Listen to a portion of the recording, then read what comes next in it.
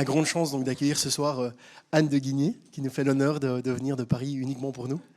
Voilà. Donc Anne est grand reporter au quotidien français Le Figaro. Elle est chargée des questions de politique économique. Alors, je vais vous revoyer pour l'occasion, excuse-moi. Voilà, donc Anne est l'auteur du Le capitalisme woke, qui vient de se tenir, qui est une enquête d'investigation. Genre, vous plongez donc, dans le monde des entreprises pour essayer de finalement voir qu'est-ce qu'il en retourne. Et donc, dans un premier temps, donc, vous commencez par évoquer la notion de RSE, donc c'est la responsabilité sociale et environnementale des entreprises, et vous en tracez la genèse. Donc c'est par le biais de cette notion que l'entreprise s'est intéressée à autre chose finalement que simplement faire du profit. Donc au début, donc, simplement l'entreprise s'intéressait au profit, et puis alors elle a essayé finalement d'agrandir son champ d'intérêt en accordant plus d'importance à d'autres enjeux, par exemple comme toutes les parties prenantes, les stakeholders, les enjeux environnementaux, à l'antiracisme et au combat diversitaire, et jusqu'à leurs excès qu'on pourrait appeler aujourd'hui le wokisme.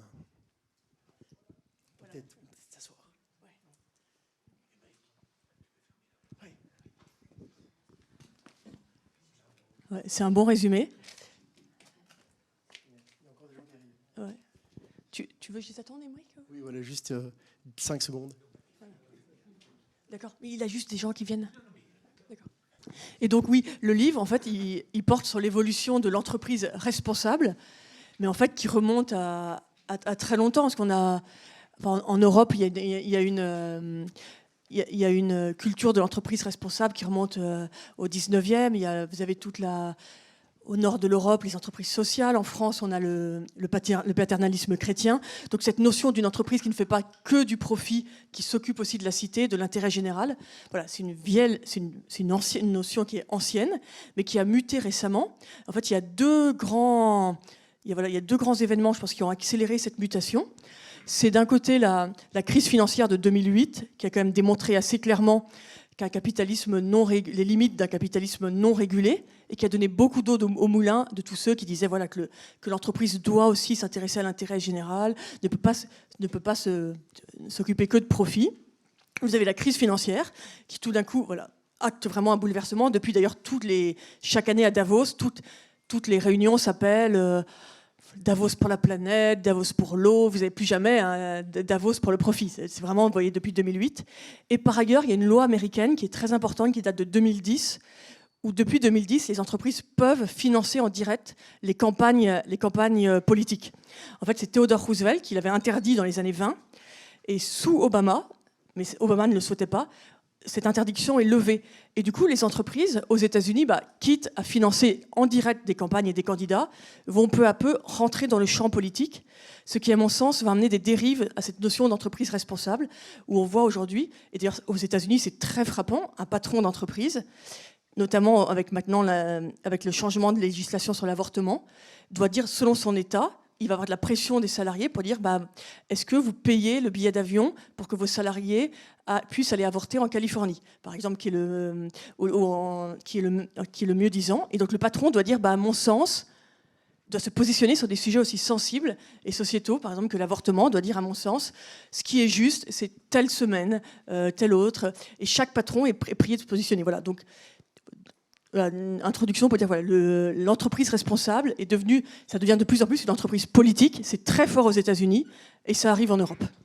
Et donc vous dites justement que ça devient de plus en plus une entreprise politique, et vous avez intitulé donc votre livre Le capitalisme woke. Et donc peut-être pour directement accrocher l'attention des gens présents, désolé si je l'ai pas encore. Que vous plongiez. Ah oui, vous l'avez déjà complètement fait, mais pour encore plus les passionner.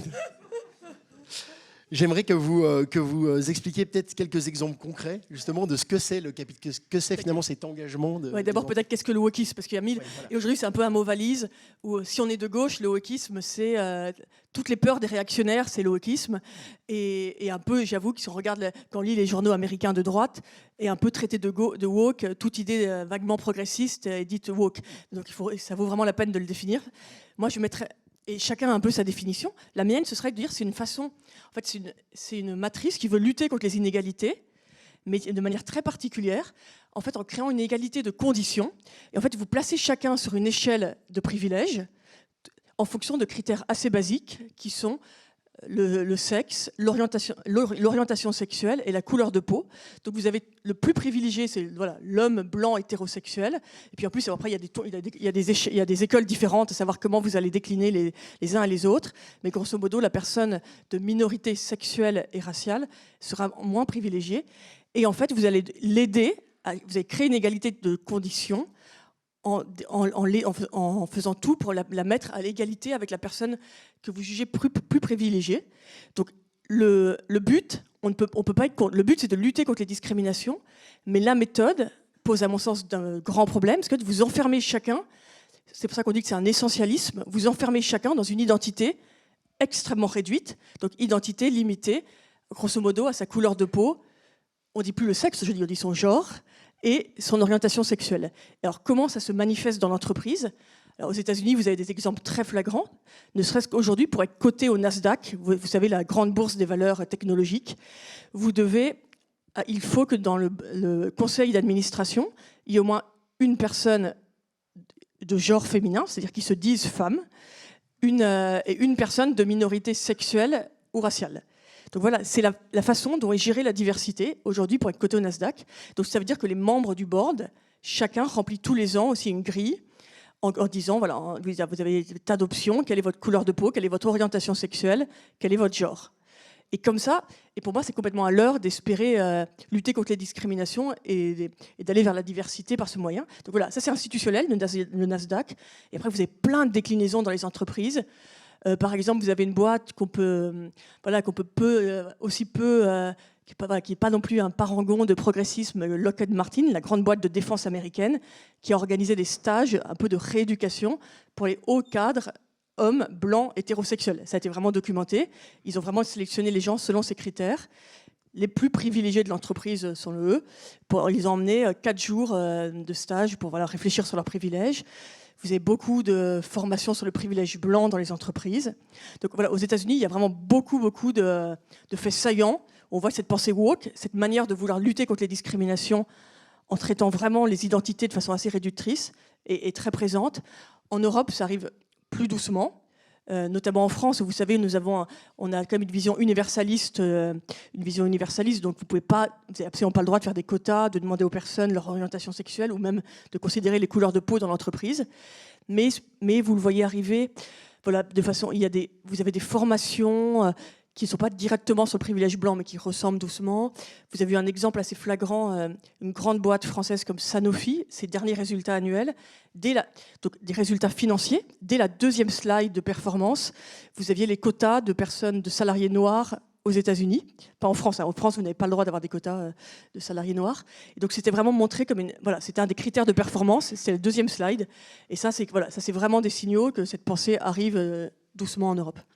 J'avais noté un exemple cocasse. Vous dites qu'en France, ça n'arrive pas, mais L'Oréal Paris a fait en juin 2020, il a supprimé les mots blancs et blanchissants de certains produits, je pense, pour ne pas choquer les autres communautés. Donc, on voit un peu l'absurdité aussi de la chose.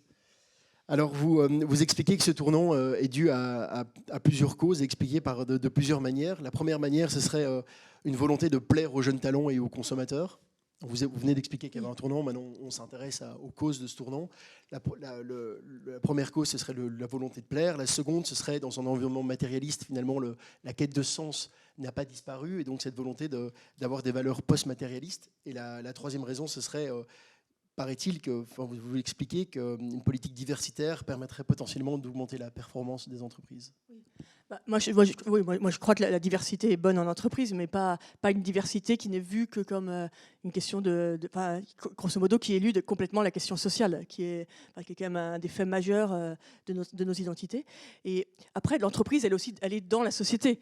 Donc, ce mouvement woke, il n'est pas arrivé par hasard dans l'entreprise. Il est né dans l'université, il irrigue beaucoup de strates de la société, et il atteint l'entreprise, qui est un membre de la société. Et pourquoi les entreprises répondent présent ? En partie un peu par mollesse, parce que c'est pas si compliqué de faire des toilettes neutres, de donner deux, trois voilà, de répondre, d'accepter 2-3 revendications, ça ne coûte pas beaucoup d'argent et c'est une façon assez facile de se dire, de traiter la question sociale. Donc il y a une partie de manque, un peu de manque de réflexion et on le voit à Paris, c'est assez frappant. Il y a beaucoup de petites concessions. Il y a une partie aussi, en effet, de demande des jeunes.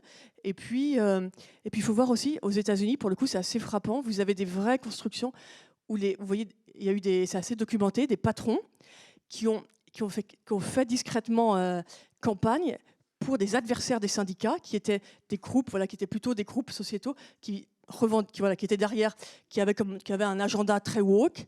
Et en fait, évidemment, ça coûte beaucoup moins cher de faire un peu de promotion de diversité que d'augmenter tout le monde, si on résume. Et vous voyez, il y a aussi, aux États-Unis, il y a des cas assez saillants où vous avez une lutte entre le syndicalisme classique, qui demande des augmentations, et les associations sociétales plus woke, et avec le patronat qui est parfois très content, évidemment, de faire plutôt affaire avec des associations. Ça, il y a pas mal d'exemples aux États-Unis. Oui, puis la perte de sens traditionnel et l'envie de trouver aussi de nouvelles valeurs, par exemple la planète, le climat. C'est des beaux combats, mais oui, ça c'est la planète. Ça c'est aussi un combat clair que la puissance publique ne peut pas gérer la transition. Et ça, c'est factuel. Ne peut pas. Par exemple, pour la France, c'est 50 milliards par an la transition climatique, et la puissance publique n'a pas les moyens de s'en occuper. Donc, on se tourne vers la société civile, se tourne vers l'entreprise. Et après, de manière générale, c'est vrai que les grandes institutions qui organisaient le débat, l'Institut Thomas More subsiste, organise le débat encore, mais sinon, les grandes institutions, les partis politiques, les syndicats, les églises sont en grande perte, sont vraiment en perte, n'existent presque plus dans la société, sont vraiment aujourd'hui très, très affaiblis. Et je pense qu'il y a aussi sincèrement beaucoup notamment de jeunes qui ont beaucoup d'aspirations et qui ont envie de défendre des valeurs et qui se tournent vers l'entreprise. Parce que ça reste aujourd'hui la grammaire commune, les grandes institutions internationales, ça reste des grandes institutions très visibles et vers lesquelles, parfois, je pense, les jeunes d'assez bonne volonté ne voient aujourd'hui, moi je le regrette, je pense que le débat d'idées doit être porté par la politique, mais aujourd'hui, je pense que la politique a si mauvaise presse et si faible que beaucoup de gens, assez spontanément, se tournent vers l'entreprise, ils défendent des idées et se disent, au fond, une grande entreprise est plus puissante et sera plus efficace pour défendre mes idées. Alors vous parlez qu'à côté des entreprises, il y a une multitude de nouveaux acteurs, donc vous les appelez les nouveaux régulateurs, qui sont assez vigilants à ce que justement l'agenda woke soit mis en place le plus rapidement possible. Et c'est peut-être ce qui les pousse. Vous pouvez peut-être nous parler de ces nouveaux régulateurs. Donc vous les mentionnez, il y a des ONG, des militants activistes, ils sont très influents, des agences de notation, des cabinets de conseil spécialisés. Et quel est leur rôle? Qui sont-ils et quel est leur rôle? Oui, il y a beaucoup d'activistes. Si vous regardez sur LinkedIn, c'est un métier en pleine progression. Mais ça, c'est intéressant. C'est la société civile qui est en train de s'organiser. Et c'est vrai et je pense que c'est aussi dû justement à la faiblesse de la politique. Et à la fois, la société civile s'organise, les associations, les ONG et les entreprises aussi. Le pouvoir est beaucoup mieux réparti. Il y a un professeur à Paris qui est aux mines, il s'appelle Armand Hatchuel. Ça fait très savant, mais il dit nous sommes rentrés dans un monde post-hegelien. Donc, grosso modo, le monde hegelien, c'est que vous avez l'État qui s'occupe de l'intérêt général et la société civile des intérêts particuliers. Et dans ce monde post-hegelien qui nous caractérise, en fait, vous avez vraiment un triangle, l'État, la société civile et les entreprises. Et tout le monde ensemble essaye de définir qu'est-ce que l'intérêt général. Et vous voyez ça de manière... Je pense, en tout cas en France, on a encore un État très fort, donc on n'en est pas là. Mais une fois de plus, vous voyez aux États-Unis, c'est très frappant quand vous avez des réformes. Moi, j'ai un peu regardé la réforme du droit de vote en Georgie. Et c'est incroyable. Donc, vous avez un gouverneur qui a été élu sur un calendrier conservateur, un agenda conservateur. Bon, le type, il avait un programme, il a été élu, il applique son programme, et qui était une réforme du droit de vote. C'est compliqué, honnêtement, vu d'Europe, mais pour les démocrates, grosso modo, qui était une réforme raciste, qui rendrait plus difficile le vote pour les minorités. Pour le gouverneur, c'était une manière d'éviter qu'il y ait plus de fraude. Bon, je ne rentrerai pas dans le débat, mais toujours est-il que beaucoup d'entreprises ont milité contre cette réforme, payant des pubs entières dans le New York Times pour dire que c'était une réforme raciste. Le New York Times a pris parti. Les quelques entreprises qui n'ont pas milité ont été pointées du doigt. Et la réforme a été, entreprise aussi, motivée par les associations et la société civile. Et la réforme, pour finir, n'est pas passée. Donc c'est intéressant. Donc en effet, aujourd'hui, la société civile et toutes ces assos ont un rôle très important. Et c'est vrai qu'on n'est plus du tout comme le monde qu'on a tous appris dans les livres de sciences politiques. Voilà, vous avez l'État, les électeurs, on change une nouvelle majorité. On veut si on veut un nouveau programme, une nouvelle majorité. Aujourd'hui, c'est beaucoup plus diffus, beaucoup plus complexe. Et les entreprises se retrouvent être au centre de ce dispositif. Et justement, ces nouveaux régulateurs exercent parfois une pression très très forte, telle qu'on pourrait presque parler. Vous m'entendez, oui? On pourrait presque parler aujourd'hui de censure privée quelque part. On a beaucoup connu la censure étatique, donc du haut vers le bas, un État qui interdit telle ou telle expression. Mais ici, parfois, on parle beaucoup aujourd'hui de la culture de l'annulation, la cancel culture, vous avez peut-être entendu parler. Et vous mentionnez les Sleeping Giants. En fait, c'est un collectif, vous allez en parler, mais donc c'est un collectif militant qui agit sur les réseaux sociaux, dont l'objectif est la lutte contre le financement des discours de haine. Et donc, il pratique le name and shame. Donc, s'il y a une entreprise qui soutient tel candidat ou qui a dit tel propos, cette entreprise va être mentionnée dans la presse et alors va être blâmée. Et elle sera blâmée tant qu'elle soutient, elle continue son soutien ou elle continue son propos. Et donc, finalement, elle va de facto, elle va sans doute retirer. Elle va sans doute finalement revenir en arrière pour ne plus perdre de consommateurs. Oui, d'ailleurs c'est le début de mon bouquin. Et je m'étais vraiment interrogée parce qu'il y a 18 mois, Decathlon avait annoncé qu'il faisait plus de pubs sur CNews. Je ne sais pas si vous voyez. Et CNews, voilà, moi je comprends tout à fait qu'à titre particulier, on ne regarde pas cette chaîne qui a ses options, mais que Decathlon, c'est la marque préférée des Français. Je pense vraiment, ça doit être tout aussi populaire ici. Et vraiment, toutes les familles ont leur basket à 15 € pour les enfants. Et je me suis dit, mais pourquoi une marque comme ça, aussi consensuelle, prend une prise de position où forcément ils vont s'aliéner les gens qui regardent CNews, c'est 2% de l'audimat, mais voilà, c'est quand même 2%. Pourquoi prendre ce risque ? On comprend très bien de marques plus progressistes, ou j'en sais rien, les marques de luxe, mais une marque aussi grand public. Et je me suis sincèrement interrogée. Et en fait, c'était en effet la pression des Sleeping Giants qui sont des activistes, qui les avaient conduits, mais ils sont revenus depuis. Qu'ils avaient conduit à sortir de. Et là, c'est vrai que c'est. Moi, je trouve que ça pose des problèmes démocratiques. Il faut que ce soit les auditeurs qui décident quelles sont les chaînes à regarder ou pas. Mais cela dit, CNews a retrouvé au final, s'il y a de l'audimat, les chaînes, ce qu'elles veulent, c'est que leurs pubs soient regardées. Donc, l'inverse, les marques, ce qu'elles veulent, c'est que donc CNews a retrouvé des pubs. Mais c'est vrai que c'était étonnant. Venant de Decathlon, et donc en plus, les actionnaires, ne sont pas la famille, ce ne sont pas des progressistes endiablés non plus, les Mullier. Donc, donc c'est assez étonnant. Mais voilà, il y avait vraiment cette pression venant des réseaux. Oui, si je vais juste faire un aparté, ça m'évoque l'histoire de J.K. Rowling, vous avez entendu parler, qui a dit sur Twitter qu'il y a des personnes, on mentionne que des personnes auraient des règles, et alors elle ironise et elle dit, mais c'est peut-être des femmes finalement, et elle a eu un retour de bâton assez monumental. Oui, mais ça c'est la violence. Elle n'a pas été invitée aux 20 ans d'Harry Potter, par exemple. Oui, mais ça c'est la violence de façon plus anecdotique, c'est pas anecdotique, mais quand même en France, là, vous avez, je ne sais pas si vous avez suivi le leader du parti écologiste, qui est un garçon honnêtement qui n'est pas passionnant, je trouve, qui s'appelle Julien Bayou, mais il a dû démissionner parce que quelqu'un de son parti, Sandrine Rousseau, a tout d'un coup sorti, et tout d'un coup à la télévision, et a tout d'un coup déclaré comme ça, out of the blue, qu'en fait, elle avait eu au téléphone l'ancienne copine de Julien Bayou, qui était extrêmement choquée par la manière dont il l'avait larguée. Et vraiment, et après sont sortis des tas d'articles sur toutes les histoires, des ex de ce type. Et franchement, ce type, vraiment, c'est un goujat, c'est clair, mais il mérite personne. Si ça devait disqualifier les gens pour faire de la politique, à part Émeric, ça se serait. Et c'est incroyable. Il y a un mélange vie publique, vie privée. Et c'est vrai que là, c'était quand même très préoccupant.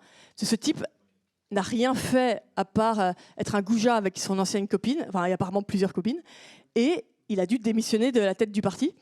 Et voilà, et ça c'est vraiment en effet la cancel culture, où en fait vous avez un mélange aussi moral et droit. La morale, et même ce qui est incroyable, c'est que les Verts ont dit non mais la justice, on ne peut pas faire vraiment confiance à la justice, elle n'a pas forcément la finesse pour comprendre tous les sujets moraux, donc on aura notre propre cabinet de justice en interne.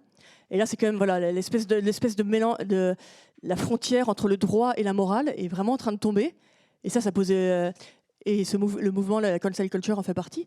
Il y a une entreprise j'ai entendu parler d'une entreprise en France, une entreprise bordelaise, qui a participé au triangle, au triangle esclavagiste au XVIIIe siècle. Voilà, entreprise qui est toujours là et donc qui avait des comptoirs en Afrique. Bon, c'était au XVIIIe siècle. Ils ont vraiment fait un travail historique d'aller financer des fondations dans les pays d'Afrique où leurs ancêtres avaient œuvré. Vraiment, ils ont fait le maximum pour revenir à cette histoire, mais ils ne peuvent pas, aucune banque française, malgré tout ça, ne veut les prendre comme clients. Alors que franchement, les dirigeants actuels, vraiment, c'est des histoires du XVIIIe siècle, les dirigeants actuels. Et en plus, ils ont fait vraiment tout un travail, bien conscient du problème, tout un travail de mémoire, de réparation, de mettre des fondations. Et ils ont dû et ils ont leur compte dans une banque suisse. Parce que les banques françaises avaient tellement peur du risque de réputation d'avoir en client une entreprise de négoce dont l'histoire était controversée. Et là, c'est une autre. Et là, c'est pareil, droit et morale. Juridiquement, ils sont impeccables. Même moralement, je trouve que pour les propriétaires actuels, franchement, ils ont été très loin. Et même, ça ne passe pas. Ils peuvent pas être employés ils peuvent pas prendre une banque française. Oui, puis la justice se fait donc sur les réseaux sociaux et ça remet en question le principe de l'innocence, quoi, de la présomption d'innocence. Oui, c'est ça, les clashs sur les réseaux. Mais c'est ça, la morale devient... Oui, la morale, finalement, vient outrepasser, vient écraser le droit, et il n'y a plus de place pour le droit, quoi. Alors, un droit indépendant. L'histoire elle est un peu glauque, cette histoire de ce garçon des Verts, là, Julien Bayou. Oui. Le type est vraiment pas intéressant, les histoires de cœur sont pathétiques, mais c'est quand même très grave, parce que il a été sorti. Il a été sorti parce qu'il avait mal plaqué son ancienne compagne, quoi. C'est comme... Alors, Raymond Aron écrivait en 1960, donc, je cite, « Quand Tocqueville écrit, je cite, « Dans les siècles d'égalité, les rois font souvent obéir, mais c'est toujours la majorité qui fait croire. Il se trompe, ou du moins il méconnaît la force des minorités fanatiques. » Donc là, on parlait justement de l'influence de ces minorités-là. Et donc là, on constate, en lisant cette phrase, que Raymond Aron faisait déjà un diagnostic, il me semble, on pourrait faire aujourd'hui, donc il y a plus de 60 ans. Qu'est-ce que vous pensez de cette phrase ? Est-ce que vous trouvez que donc on est passé, Tocqueville pensait qu'on était dans une tyrannie de la majorité, et lui pense que Aron pensait déjà il y a 60 ans qu'on était passé à plutôt une tyrannie des minorités, donc il parle des minorités fanatiques. Qu'est-ce que vous pensez de ça ? Tyrannie de la majorité, non, on peut certainement pas, parce que le fait majoritaire marche plus du tout, donc non. Tyrannie des minorités, bon, le terme tyrannie, voilà, il reprend le terme de Tocqueville. C'est sûr qu'aujourd'hui, les minorités se font entendre, elles mènent la danse, mais aussi, moi, je crois, dans tout ça, moi, ce que je trouve le plus grave, c'est le silence des majorités, les majorités silencieuses. Moi, j'étais très frappée en sortant mon livre. Je ne sais pas si certains d'entre vous ont eu la gentillesse de le lire, qui est, je pense, un livre assez nuancé. Et j'étais toute contente, j'ai eu plein de bonnes critiques. Et je mettais, comme tout le monde, j'ai appris qu'il faut faire un peu sa promotion. Et je mettais sur mon réseau social LinkedIn, merci Le Monde, super critique, des trucs comme ça. Et puis je voyais, j'avais 10 likes. Et j'ai plein d'amis qui me disaient, ou qui m'envoyaient en privé, bravo pour ton article dans Le Monde, ou qui me disaient, après je les voyais, qui me disaient, bon, t'imagines bien, j'ai pas pu liker, mais c'est super. Et vraiment de façon très très fréquente. Et ça, je trouve c'est ça que je trouve le plus grave. C'est que des minorités défendent leurs intérêts, ça, il y a, pourquoi pas. Mais ce que je trouve vraiment grave, c'est que c'est les majorités qui ne sont pas d'accord et qui n'osent rien dire par mollesse, ou parce qu'ils ont peur. Ils ont peur. Il y a parfois des raisons d'avoir peur, mais moi je crois qu'on peut toujours quand même parler, mais calmement, sans s'insulter. Et ça, c'est peut-être ce qui m'a le plus, dans l'histoire de ce livre, ce qui m'a le plus sidéré, le plus inquiété. Moi, c'est vraiment le nombre de mes amis. Et après, je me disais, mais comment ça, tu peux pas... Un article du Monde mon livre, c'est vraiment loin d'être un brûlot, et tu ne peux pas. Il me disait, mais non, tu sais, je passe déjà pour le cateau de service, le DRH m'a en vue. Je dis, bon, ok. Enfin, franchement, mon livre est pas non plus... j'ai eu beaucoup de réactions comme ça. Et c'est ça peut-être le plus grave, cette espèce de chape de plomb. Mais je pense qu'on entretient aussi en n'osant pas s'exprimer. Et du coup, mais d'ailleurs, c'est frappant. En France, il y avait une très belle revue, Le Débat. et tenu par Marcel Gauchet et Pierre et Nora. Et ils ont dit qu'ils l'ont arrêté faute de débatteurs. Parce qu'en fait, sur des sujets de fond, les gens ne veulent plus débattre et du coup vont débattre des gens beaucoup plus polémistes, assez extrêmes, d'où je pense aussi parfois le succès de quelqu'un comme Éric Zemmour qui prend ces thèmes, mais parce que des gens qui sont qui ont envie n'ont pas envie, les gens n'ont pas envie de débattre, ont assez peur. Il y a des coups à prendre, il y a beaucoup de coups à prendre. Enfin, je ne prétends pas du tout avoir pris des coups personnellement, mais c'est assez frappant. Moi, je trouve que c'est le plus inquiétant. Pas tant de ces minorités excitées que l'espèce de peur de grande majorité qui sont pas contentes, qui voient monter ça et qui n'osent rien dire. Alors que je pense qu'on peut parler, même dans les entreprises, on peut parler de tout en mettant les formes, en n'étant pas excité, jamais violent, mais on peut parler des choses. Vous évoquez donc la polarisation de minorités, donc tant à droite qu'à gauche, par exemple, et avec une grande masse qui a peur de s'exprimer maintenant ouvertement parce qu'on peut se faire lyncher pour tel ou tel propos. Mais on se fait quand même plus lyncher quand on critique la doxa dominante de manière générale. Oui, mais il faut faire ça habilement. Oui. D'ailleurs, vous en parlez, c'est intéressant parce qu'au début, vous dites qu'il n'y a pas spécialement de polarisation dans l'entreprise, justement, contrairement à la société civile et à la politique où les sociétés sont de plus en plus polarisées.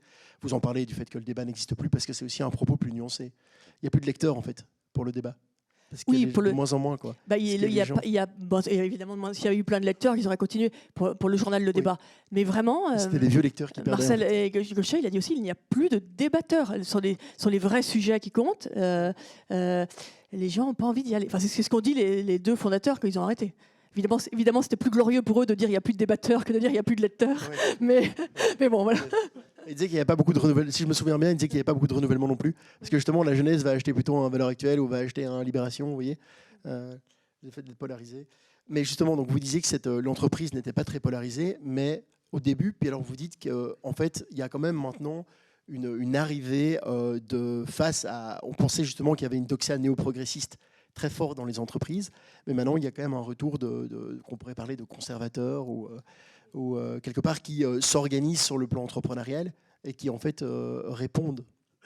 En fait, il y avait, grosso modo, vous aviez soit l'entreprise progressiste, soit l'entreprise neutre, je dirais en termes de valeur.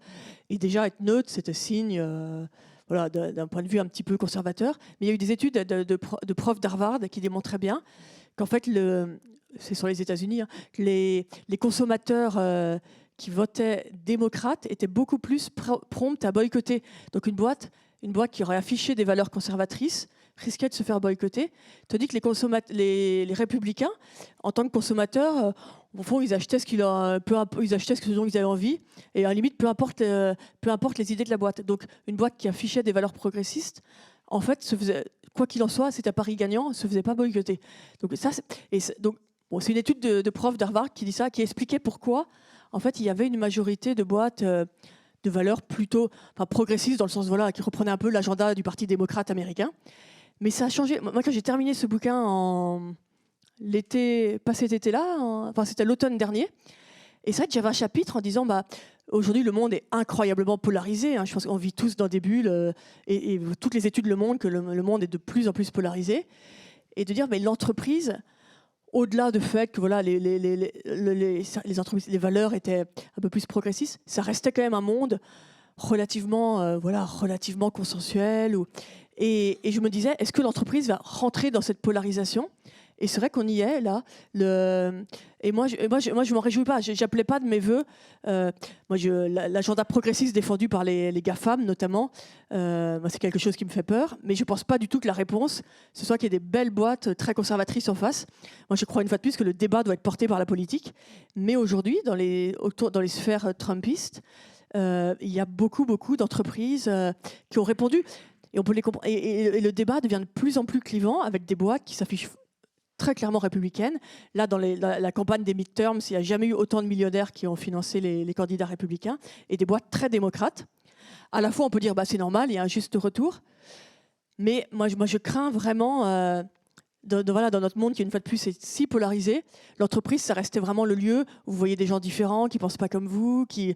Bon, au Figaro, on n'a pas, on n'a pas une immense diversité. On ne parle pas tellement politique. Non. Mais vous voyez vraiment des... Voilà, vous avez l'occasion d'avoir des voisins qui ne vous ressemblent pas forcément, et c'est plutôt une grande richesse. Mais si l'entreprise, aujourd'hui, si vous choisissez votre entreprise en raison de ses options politiques, pour qu'elle corresponde aux vôtres, enfin, moi, je trouve pour la société globalement et la démocratie que c'est dramatique. Et encore plus si vous consommez. Mais aujourd'hui, c'est de plus en plus le cas. On dit une phrase, mais qui est vraie, que la carte bleue devient le bulletin de vote. Si vous choisissez vos yaourts en fonction de s'ils sont de gauche ou de droite, ça devient votre manière de voter. Ce qui peut être vraiment ce qui peut être le cas d'ici 10 ans. Hein. C'est un mouvement qui arrive. Vous avez vraiment, par exemple, vous avez vraiment des restos des restos de fast-food aux États-Unis qui sont vraiment fréquentés, républicains ou démocrates. Mais dans ces cas-là, on ne croisera plus jamais. Déjà, c'est dramatique. La politique est déjà si faible. Si maintenant vous vous exprimez en faisant vos courses, ça me semble totalement dramatique. Et en plus, pour la société, si vraiment on ne croise plus jamais des gens qui pensent pas exactement comme vous, enfin, ça me paraît vraiment catastrophique. Hein. Vous dites que Saint-Simon avait vu juste en écrivant qu'à l'avenir, l'industrie pourrait constituer le socle de la nouvelle société. Donc c'est ce que vous dites.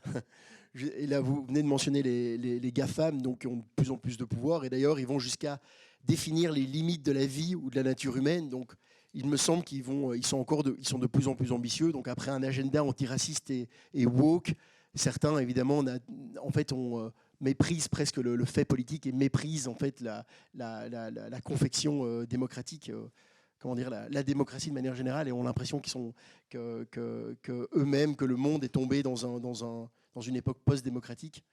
Ce qui est frappant, par exemple, c'est Facebook qui a sa propre Cour suprême.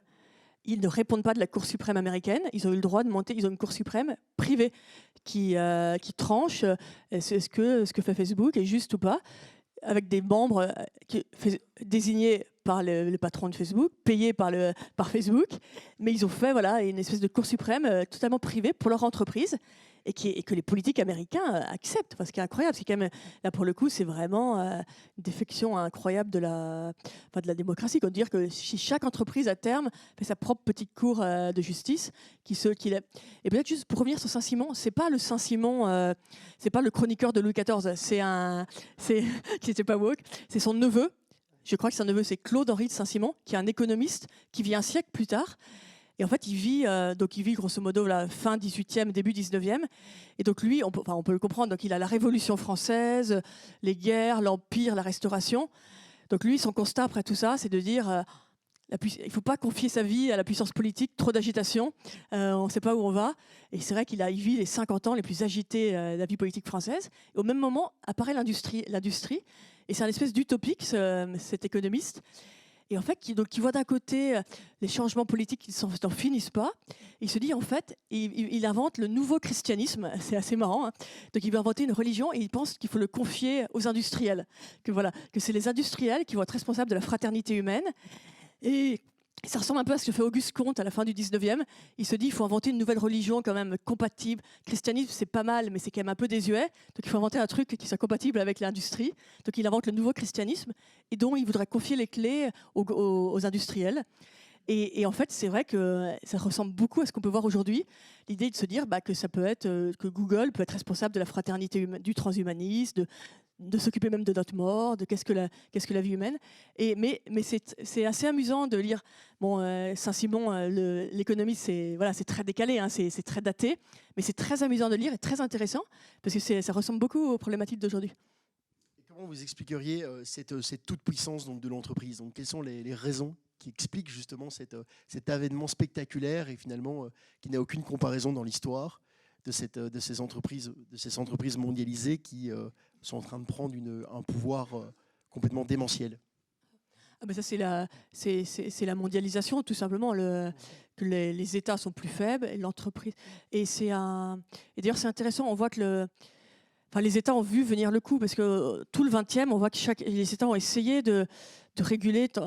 Il y a eu différentes méthodes, essayer de s'ajuster par rapport à ces grandes entreprises qui prenaient de plus en plus de puissance. Donc en Allemagne, ils ont fait la cogestion. En France, on a beaucoup nationalisé. Les Américains ont scindé en deux des entreprises. Donc il y a eu beaucoup de réflexions sur comment essayer de faire cohabiter la démocratie avec des très grandes entreprises mondialisées. Il y a eu, vous savez, il y a eu les compagnies des Indes dès le XVIIe siècle qui battaient monnaie, qui avaient leurs armées, mais qui dépendaient toujours d'un édit royal, donc qui dépendait d'un État. Donc il y a eu des grandes entreprises mondialisées depuis très longtemps, mais avec toujours un lien avec la politique. Aujourd'hui, c'est vraiment nouveau que ces très grandes entreprises, elles sont d'ailleurs très souvent domiciliées dans des paradis fiscaux, et donc plus de lien avec les États.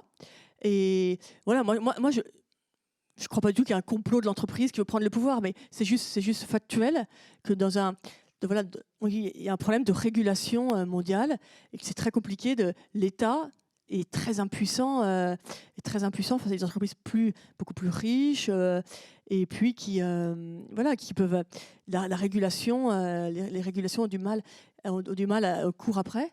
Et d'ailleurs c'est intéressant parce que vous avez eu toute une période un peu du libéralisme heureux, Milton Friedman ou en France Raymond Aron. Ils avaient vraiment une thèse que démocratie et libéralisme allaient marcher côte à côte, s'enrichir l'un de l'autre. Et c'est aussi un peu la thèse de Fukuyama de la fin de l'histoire. Le communisme est mort et on va aller dans un monde heureux de démocratie et de libéralisme où tout le monde, où ils vont se fortifier en marchant à côté. Et en fait, on voit aujourd'hui, moi, j'ai vraiment pas un tempérament pessimiste, mais c'est quand même, je crois vraiment, si on regarde les choses de façon assez factuelle, on voit aujourd'hui que ça ne marche pas. La démocratie est très faible. Et Hayek, qui était un libéral beaucoup plus pessimiste, lui, il disait qu'un jour, libéralisme et démocratie s'affronteront. Lui, il disait il faut mettre la démocratie, il faut un peu calmer la démocratie pour qu'elle laisse le marché faire son œuvre. Donc lui, moi, je crois quand même que le capitalisme a vraiment besoin d'être régulé et a besoin de la démocratie pour son propre bienfait, qui s'autodétruit. Sinon, on l'a vu avec la crise financière, mais c'est des sujets essentiels et aujourd'hui très très complexes. Hein. Oui, puis le libéralisme contribue quand même à l'individualisation des individus. Alors, vous parlez beaucoup d'atomisation. Ce serait aussi un argument, c'est que tous les corps intermédiaires se sont progressivement affaissés, ont progressivement disparu. L'Église, même la famille, des cadres structurants. On est de plus en plus quand même des individus jetés dans le bain mondialisé. Et donc de plus en plus influençables, non, quelque part. Oui. Après, il faut pas mettre trop sur le dos des entreprises. Je sais pas si la fin de la famille traditionnelle, c'est les entreprises. Il faut pas non plus trop, il faut pas mettre trop sur le dos des entreprises. Mais un mouvement général. En effet, il y a un mouvement général de société de consommation. Là, c'est un peu d'autres. Ça nous emmène vers d'autres débats de société de consommation et de. Oui, quand même, parce que le consommateur est quand même un être. Plus la société de consommation évolue, plus on a l'impression qu'on a affaire à des individus de plus en plus influençables et influencés. Justement, c'est que le libéralisme essaye de créer justement des consommateurs un peu impulsifs quelque part. Parce que c'est le but. Moi, je suis assez libéral. Donc le vrai libéralisme. C'est ça que je veux dire. Non, mais le vrai libéralisme, au contraire, il veut créer des individus autonomes, capables d'agir librement. Enfin, c'est quand même ça le vrai libéralisme. C'est les philosophes libéraux, c'est pas du tout l'individu débile qui passe son temps à acheter frénétiquement. Mais c'est vrai qu'il y a évidemment, il y a eu des mutations un peu. Mais après, il y a beaucoup d'autres sujets l'affaissement de l'école, mais il y a un sujet globalement quand même du monde d'affaiblissement de la politique, au sens noble du terme, de comment on peut faire société. Et c'est vrai qu'aujourd'hui, le fait que l'entreprise... Et il y a des gens qui pensent vraiment qu'il faut confier, vu l'état général de la politique, qu'il faut confier les clés aux entreprises. C'est sûr qu'on voit...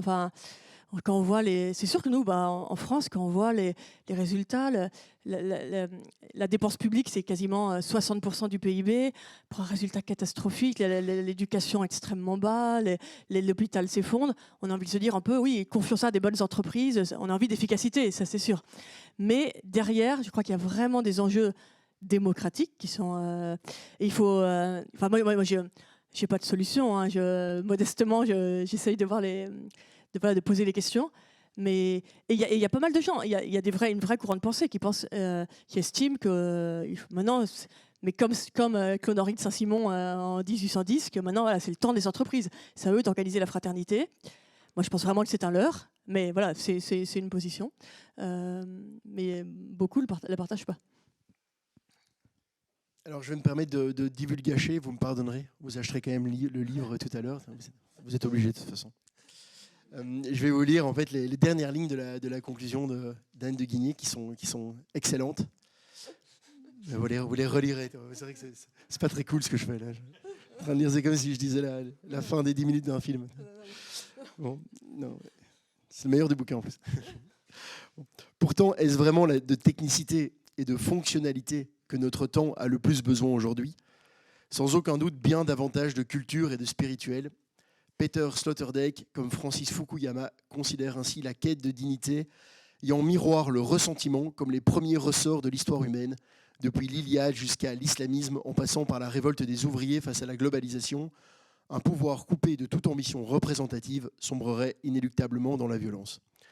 Donc, j'essaye d'interpréter donc, ces quelques lignes. Il me semble que ce que vous dites, c'est que la privatisation de la définition du commun, et vous l'avez évoqué à quelques reprises d'ores et déjà, et finalement la captation du débat public par le privé pourrait justement susciter un ressentiment, et ça pourrait être dangereux, et ça pourrait amener vers de la démagogie.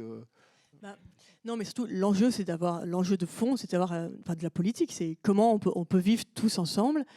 Et c'est un enjeu de plus en plus compliqué dans des sociétés très fracturées, de plus en plus en effet diverses. Et pour ça, il faut quand même une forme d'unité nationale. Enfin, il y a la question. Et je crois que la démocratie est quand même liée à l'unité nationale. Et c'est sûr que l'entreprise, je pense, chacun sa fin. Je ne vois pas comment l'entreprise peut répondre à ces défis, sachant qu'en plus, l'entreprise, elle participe à l'intérêt général, mais je ne vois pas comment elle peut le définir. Et puis en plus, elle est forcément limitée dans son cercle d'action. Chacun a ses propres consommateurs, ses parties prenantes. Mais elle le définit de facto, parce qu'on vient de le voir, elle a un cap, et en plus elle est forcée d'avancer à cause des nouveaux régulateurs, comme vous l'avez dit. Et donc moi je me demandais simplement, c'est que vu qu'on constate ça, certains individus constatent ça et deviennent de plus en plus finalement déçus par cette manière de procéder et voient finalement cette dépossession démocratique à l'œuvre. Et la démocratie, c'est quand même le pouvoir du peuple. Et donc finalement, c'est une dépossession de notre pouvoir d'orienter finalement le cours des choses. Enfin, moi c'est quand même une impression que j'ai déjà ressentie personnellement. En fait, je sens que je suis dépossédé de mon droit de choisir la société et que c'est des entreprises qui n'ont aucun pouvoir démocratique qui finalement m'orientent vers un cap, quoi. Oui, certaines. Ça entraîne un ressentiment. D'accord. Mais bon, avant tout, voilà, l'entreprise, moi, je crois que c'est avant tout quand même un lieu d'épanouissement où on réalise une œuvre. Et donc, dans ce sens-là, l'entreprise est un pilier de la société et même de la vie démocratique. Si elle reste dans le sens de rassembler des gens pour réaliser tous ensemble une œuvre. D'ailleurs, c'est la définition classique de l'entreprise. Donc, il ne faut pas, l'entreprise, c'est pas non plus il faut pas aller trop loin dans notre topo. C'est pas non plus le mal qui vient miner la société. C'est avant tout un pilier de la société qui permet d'avancer, qui permet à chacun de s'épanouir, de réaliser des projets. Mais c'est vrai que si les valeurs sont confiées exclusivement à l'entreprise, on va le thème il a été beaucoup exploré entre les gens qui sont ceux qui profitent de la mondialisation et ceux qui n'en profitent pas. Ça rejoint exactement ce clivage.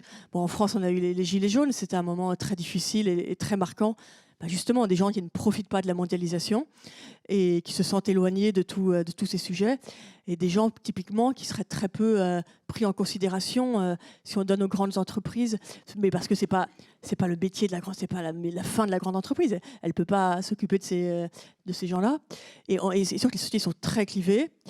Et la mondialisation, aujourd'hui, on est arrivé à un moment de la vie démocratique qui est passionnant mais qui est complexe. Et la mondialisation fragilise la démocratie et la grande entreprise mondialisée. Si elle se mêle trop de valeurs et de politique, y participe beaucoup à mon sens. Moi, de temps en temps, les entreprises me demandent de faire des confs et du coup... parfois, à la fin, ils disent alors que faut-il faire ? Et bon, j'ai vraiment pas les clés, mais moi je dis simplement, soyez très prudents quand vous allez sur les questions des valeurs, soyez alignés avec votre objet social. Vous avez beaucoup à faire, mais juste il faut être aligné avec ce pourquoi les actionnaires se sont réunis au départ. Et déjà, ça évite de partir. C'est beaucoup plus simple. Voilà, pour être un peu gros rouge qui tâche, c'est beaucoup plus simple pour Coca-Cola de faire des formations sur le privilège blanc que de lutter contre l'obésité. Si je suis un peu... Non, mais c'est un peu ça le débat. C'est un peu ça. Et c'est sûr que ça coûte beaucoup moins cher et c'est beaucoup moins perturbant sur le modèle. Les entreprises, elles ont beaucoup à faire si elles veulent s'investir sur le champ du bien commun. Mais je pense qu'il faut être aligné sur l'objet social, ça me semble évident, prudent. Et après, il y a une attente de la société, je pense qu'il faut qu'elles y répondent. Mais voilà, et le défi, il est énorme, et il est très intéressant, mais c'est beaucoup plus compliqué. Et de vraiment prendre à bras le corps cette question, est-ce que mon objet social correspond à l'intérêt général et au bien commun ? Plutôt que de, en effet, c'est très facile de faire trois trucs un peu sociétaux progressistes pour se laver les mains et se dire je suis une entreprise éthique. Mais il faut faire attention parce qu'en ce moment, il y a... vous savez, vous avez la directive, je ne sais pas s'il y a des gestionnaires d'actifs parmi vous, mais il y a eu la directive sur la comptabilité extra-financière européenne, qui a franchi une première étape en juin dernier. Et là, il y a des débats très techniques, franchement, qui sont... c'est vraiment pas attrayant à regarder de près, c'est extrêmement technique, mais derrière, c'est des sujets très importants. De savoir, est-ce que sur ces questions, justement, de, grosso modo, qu'est-ce qu'une entreprise éthique ? Est-ce que l'Europe va avoir le courage d'avoir ses propres normes qui correspondent à son histoire. Et si on caricature l'entreprise éthique européenne, c'est une entreprise sociale, où on ne vire pas les gens comme ça, on fait attention aux gens. Ou est-ce qu'elle va prendre, il y a aussi un grand lobbying, de prendre la matrice américaine, qui serait plus, toujours en caricaturant, plus sociétale. Avec, voilà, grosso modo, vous répondez à quelques quotas diversitaires et vous êtes une entreprise éthique. Et c'est évident, et c'est beaucoup plus simple. Beaucoup de pays, du coup, plaident pour cette voie-là, et parce que c'est beaucoup plus simple. Et en fait, ça, c'est un enjeu qui se joue en ce moment, parce qu'il y a eu un accord sur la directive en juin, et là, il y a 1 an et demi pour tout le monde. Voilà, les différents acteurs des normes dans les pays sont en train de discuter pour voir comment ça va être mis en musique. On n'en parle pas beaucoup, c'est très technique, mais ça se joue vraiment. Si la voie américaine sort, ça, moi, je pense que ça peut être très grave, et notamment pour nous Français qui avons un modèle universaliste, ça veut dire que, en France, l'idée qu'il y ait des quotas de personnes de couleur de peau ou de homosexuels, c'est quelque chose qui est invraisemblable, mais on irait vers ce sens-là. Donc voilà, là c'est des sujets qui sont de civilisation pour le coup importants, je pense. Mais voilà, qui sont en train d'être discutés en ce moment. Donc on verra comment ça sort. J'espère bien. Merci, moi j'ai fini avec mes questions, mais je vais vous donner la parole à la salle. Est-ce que certains d'entre vous souhaitent poser une question à Anne de Guinée ? Oui, je voudrais poser une question qui est la suivante. J'aimerais que vous parliez un peu plus, puisque vous êtes dans le jus, des médias, le rôle des médias. Vous avez parlé de l'industrie, alors on peut parler aussi de Davos, parce que Dieu seul sait s'il faut prendre des décisions importantes au niveau mondialisation. La presse, l'université qui forme les journalistes, et alors l'enseignement. Je crois que c'est 3 choses qui nous permettent très souvent de ne plus comprendre, en tout cas de ne pas avoir les idées qui sont celles que nous avons eues, que nous souhaitons défendre, mais qui n'ont plus d'écho. Oui. Les médias, oui, c'est un vaste sujet. Je les mets un peu à part, les médias, parce que les médias, ils affichent des idées, mais qui sont quand même... c'est assez transparent. Enfin, moi, je suis au Figaro, le journal, sa ligne, c'est la même. On va fêter les 200 ans du journal. Voilà, la ligne, elle est assez transparente. Si vous êtes très progressiste, vous êtes très malheureux avec votre Figaro. Donc les médias, voilà, mènent des combats. Enfin, il y a à la fois un côté news, un côté éditorial. Mais moi, je trouve que je ne mets pas exactement dans le même sac que l'entreprise de service ou d'industrie. Parce que ça me semble plus transparent. Après, je pense que vous voulez dire, oncle Rudy, je peux me permettre, c'est qu'évidemment, les médias sont globalement très à gauche. Je pense que c'était votre point. Non, vous ne vous trompez pas. Parce que voilà, il y a un biais. Les journalistes, ça reste un métier d'enfants de bourgeois, parce qu'en fait au début vous avez bien 2 années à galérer, à pas être payé. Donc ça reste sociologiquement, c'est un métier plutôt de classe intellectuelle, enfin d'enfants, de familles intellectuelles de gauche, mais lié aussi, lié aussi aux conditions économiques du métier. C'est vrai que quand il y a des sondages dans les écoles de journalistes, c'est vraiment pas représentatif de l'opinion générale. Bon, après, il y a aussi d'excellents médias plus conservateurs. Voilà. Voilà, je pense que quand même, on peut. Chacun, je pense, quand même, peut s'y retrouver. Bon. Et pardon, et sur l'école, bah. Bon, l'école, c'est un super vaste sujet. Par l'école, il y a aussi quand même, il y a de l'école privée, publique. Bon, c'est sûr, ça dépend vraiment de chaque école. Est-ce que l'école est idéologiquement de gauche? Je sais pas. Moi, mon fils, il est à l'école publique. Franchement, c'est impeccable. Enfin, j'ai mon modeste exemple. Je sais pas, là c'est vraiment. Mais c'est pareil, les profs, mais c'est un peu le même combat aussi. Métier très mal payé, métier intellectuel très mal payé. Bon, bah, vous avez des gens de gauche. Hein. C'est un peu la sociologie de ces métiers-là.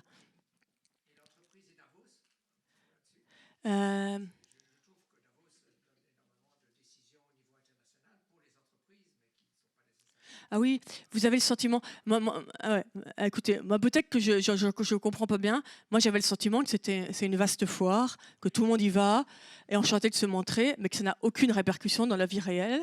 Voilà, moi j'ai le sentiment qu'on y va pour se montrer, passer sur CNN et croiser le président américain du moment et faire une photo à mettre sur les réseaux sociaux. Mais l'impact de Davos dans nos vies, sur les enjeux économiques et dans nos vies à tous, me semble nul. Mais peut-être que j'ai pas vu un truc, mais voilà, c'est de la représentation, on se fait plaisir, mais ça me semble vraiment epsilonesque. Merci. Vous avez terminé? Oui. Vous avez dit que l'industrie européenne est moins woke que l'industrie aux États-Unis. Mais si vous prenez le cas d'Elon Musk qui a acheté Twitter, et il a dit qu'il voulait relancer la free speech. Plusieurs entreprises européennes comme Volkswagen et Stellantis ont arrêté leur publicité sur Twitter. Donc ça veut dire que même les industries européennes sont assez woke. Oui, bah, ils sont aussi traversés par ces mouvements, ces tensions. Non, il y a eu mais il y a plein d'exemples. Mais qui sont, enfin. Et en même temps, il faut pas rigoler parce qu'il y a une tendance de fond. Mais c'est vrai que quand on regarde les exemples individuels, c'est presque. Vous avez la Poste espagnole qui a voulu faire un timbre antiraciste et qui a fait des timbres par couleur de peau. Et sauf que ces idiots, ils ont mis le timbre qui avait la peau la plus claire, c'était le plus cher. Et le timbre noir ne coûtait rien du tout. Et du coup, il y a eu une immense polémique immédiatement. Donc ils ont dû retirer leur timbre une semaine après. Donc bon, c'était vraiment pathétique. Vous avez il y a plein d'exemples comme ça. Non, c'est des tensions qui traversent évidemment la société européenne. Après Twitter, moi vraiment, que ce soit Elon Musk ou les actionnaires d'avant, voilà, je trouve ce qui est fascinant et ce qui est vertigineux, c'est que la liberté d'expression soit définie par un actionnaire privé. Moi, c'est ça qui me. Vous savez, en plus. Par exemple, la liberté d'expression entre les États-Unis et la France, depuis 200 ans, c'est pas la même. On n'a pas la même définition. Aux États-Unis, c'est le premier amendement, donc très libre.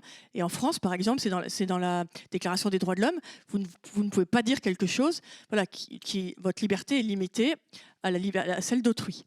Donc, et ça fait 200 ans que chacun vit sa vie. Et c'est des cultures. Et moi, je pense que c'est important de respecter les cultures juridiques et se dire que maintenant tout ça va être homogénéisé par une entreprise privée. Voilà, pour moi, c'est vraiment ça le débat, et pas tant Elon Musk ou ceux d'avant. C'est se dire, mais voilà, on a quand même, les démocraties sont fragiles, il y a des consensus culturels qui ont émergé. On n'a pas la même définition de la liberté d'expression. C'est tout à fait respectable, ça marche comme ça depuis 200-300 ans. Est-ce que maintenant, c'est à Twitter et Facebook de nous dire, maintenant, la nouvelle définition, c'est celle-là, et c'est pareil dans le monde entier. Et ça pose vraiment des questions de fond. Hein. Et c'est vrai que Twitter, il y avait eu un sujet sur l'actionnaire précédent, tu sais, qu'il y avait un sénateur français, bien à droite, qui avait fait un tweet énervé, parce que dans Saint-Circo, il avait vu une femme entièrement voilée. Son tweet était pas aimable, mais le droit français l'interdit. Et ce type est un élu, il faisait une remarque tout à fait dans le cadre du droit français. Et Twitter l'avait banni, l'avait sorti de Twitter. Remarque raciste. Et là, c'était scandaleux, parce que c'était un élu de la République qui s'exprimait dans le cadre des lois de la République. Et c'est vrai que là, c'était vraiment... mais les codes Twitter américains jugeaient que sa remarque était raciste. Et franchement, le type, c'était pas hyper aimable ce qu'il avait dit, mais il n'avait rien de raciste. Il disait, il avait pris la photo en disant c'est une honte, une femme voilée, contraire aux lois. Tout était factuellement vrai. Et ça, c'est vrai que ça pose vraiment des questions de souveraineté très importantes. Le droit français, s'il faut le bouger, c'est au Parlement, c'est pas à Twitter, et que ce soit Elon Musk ou ceux d'avant, de s'en occuper. D'abord, merci beaucoup, parce que tout ça, c'est très, très intéressant, et ça nous fait avancer dans notre réflexion. Mais il y a un sujet que je n'ai pas du tout, que je ne comprends pas très bien, c'est la négation du débat. Parce qu'actuellement, il est vrai qu'en tout cas dans toutes les chaînes, les médias que nous connaissons, les médias sont très orientés. Et si vous avez une voix un peu discordante, vous n'avez pas accès à ces médias, ou rapidement vous en êtes éjecté. Et on le voit tous les jours, les gens super intéressants qui doivent aller sur CNews parfois, ou sur Sud Radio, des choses comme cela, parce qu'ils ne peuvent pas aller ailleurs. Et pourtant, ils nous annoncent parfois des choses très intéressantes. Ouais, ça, on rejoint un peu. Mais c'est sûr que les médias sont majoritairement de gauche ou de centre-gauche, que les journalistes le sont, ça c'est factuel. Mais moi j'ai quand même l'impression que, par exemple, on a vu la campagne d'Éric Zemmour en France qui était quand même sur des options vraiment pas de gauche ou de centre-gauche, qui a quand même eu un tintamarre incroyable. Ça, dans les urnes, ça s'est mal terminé pour lui, mais à un moment donné, on ne parlait que de lui. Donc, quand même, oui, la pensée dominante des journalistes est de gauche, mais quelqu'un, par exemple, franchement, comme Éric Zemmour, a animé toute la campagne présidentielle française les premiers mois, et il était partout. Les journalistes ne l'aimaient pas, mais il était invité et il a pu parler. Il était sur France Inter tous les 4 matins, il était partout. Donc voilà, moi je sais quand même, les journalistes ne l'aimaient pas, ils étaient agressifs, mais le type a pu s'exprimer partout. Donc moi je mets quand même un petit bémol à ça. Il n'y a pas non plus de censure.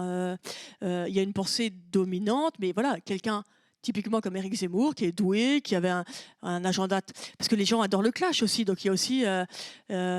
tous les médias, quand même, ont besoin aujourd'hui... peut-être pas France Culture, mais sinon tous les médias, les radios, les télés, cherchent du débat, du clash. Et donc si vous avez des idées très arrêtées, que vous avez envie de rentrer dans les gens, vous allez vous faire inviter. Hein. Et même, vous pouvez vous faire inviter, oncle Benoît.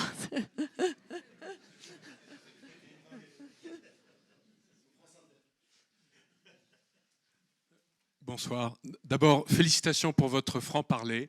Vous faites vraiment vivre la liberté d'expression. Comme vous, je suis français du secteur des médias, mais dans mon cas, Euractiv, un média spécialisé sur les politiques européennes à Bruxelles. Et je voudrais peut-être contraster un petit peu, en caricaturant peut-être, un mode de pensée parisien et un mode de pensée bruxellois, un peu différent.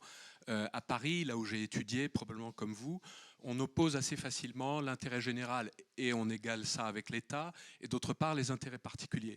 À Bruxelles, aussi bien dans les milieux belges que dans les milieux européens, tout ceci est un peu plus flou et on cherche plutôt la co-régulation, on cherche le rôle de l'État et le rôle des entreprises qui peuvent éventuellement s'entraider. Et ceci s'applique notamment dans le cas des plateformes, des GAFAM. C'est l'effort de la réglementation européenne maintenant. Vous savez qu'il y a tout un arsenal législatif, je ne vais pas le décrire en détail, qui est en cours de développement. Il est lent. Les entreprises sont rapides. Allier la légitimité et l'efficacité, pourquoi pas ? Oui, ça c'est un bon point. Donc vous êtes plutôt partisan en effet d'une coordination harmonieuse entre tous les acteurs. Une co-régulation.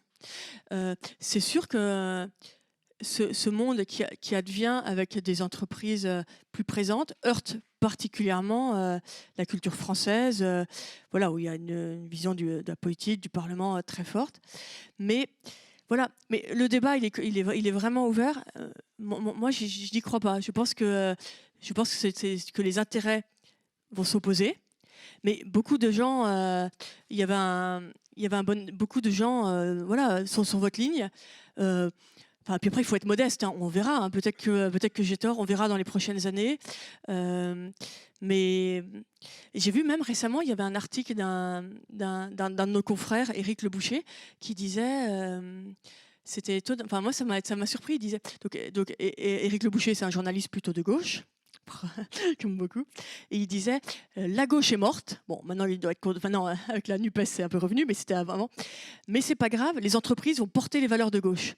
Moi je suis pas de gauche, mais j'ai trouvé ça effrayant pour les gens de gauche de me dire d'accord, bah on abandonne la sphère politique, c'est aux entreprises. Mais lui, c'est un très bon journaliste. Hein, il avait une demi-page où il argumentait ça en disant c'est pas grave, ce qui compte c'est d'être dans les entreprises, c'est ça qui compte. Bon, ça se joue en ce moment, le débat est complètement ouvert. Et voilà, moi, intuitivement, je pense que c'est très compliqué, mais je suis aussi tout à fait consciente de la faiblesse de la démocratie aujourd'hui et qu'il faut trouver des moyens de réparer la démocratie. Est-ce que faire venir les entreprises, c'est un moyen ? Peut-être, moi, j'ai pas l'impression, mais peut-être, sincèrement. Hein. Je ferai juste une petite précision par rapport à la question précédente. Je dirais que dans la presse, il y a une relative liberté d'expression, surtout en France, mais en Belgique francophone, c'est encore une autre question.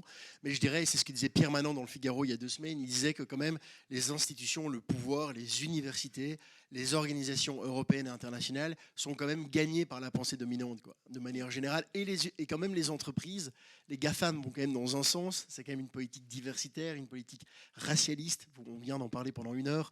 Donc oui, en effet, c'est très difficile, vous êtes plus facilement ostracisé si vous êtes de droite. À l'université, c'est intolérable pour certains chercheurs. Voilà.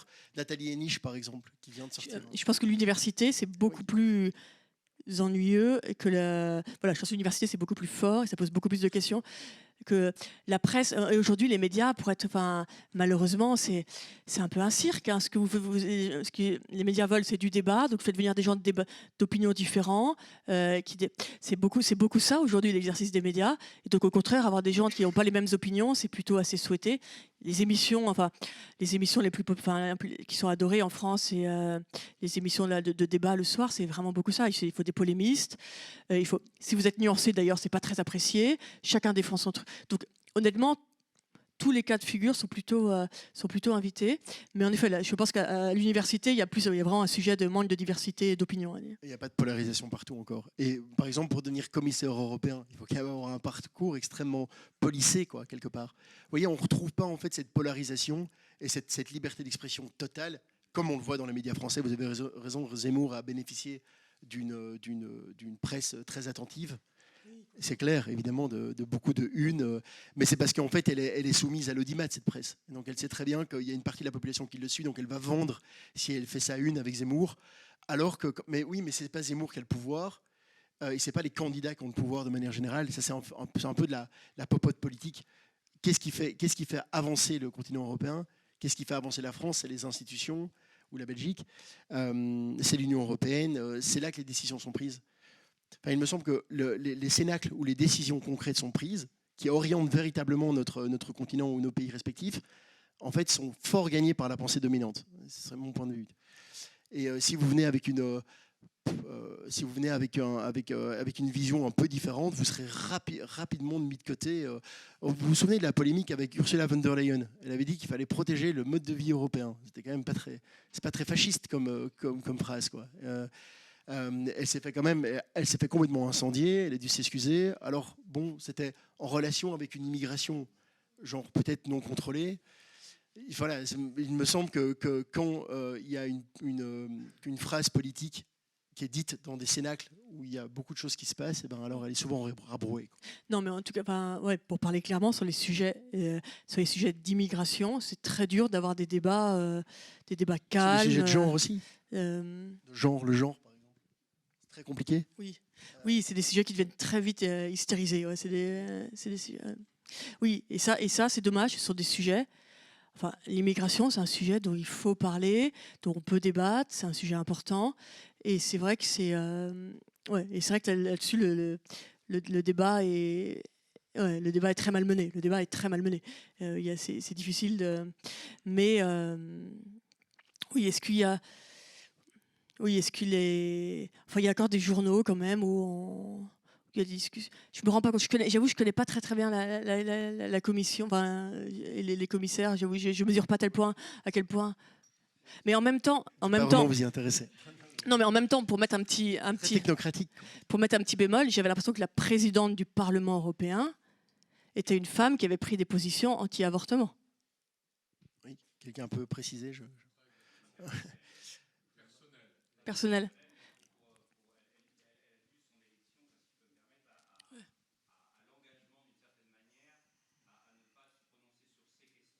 D'accord. Oui, parce que. D'accord.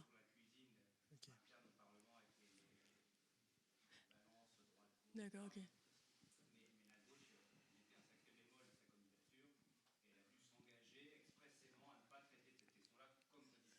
D'accord, ouais. Parce que je m'étais dit, tiens, pour le coup, en France, c'est vraiment le tabou absolu. Ce serait impossible que quelqu'un soit nommé où que ce soit. Et là, je m'étais dit, c'est plus ouvert en Europe quand même. Ok, oui.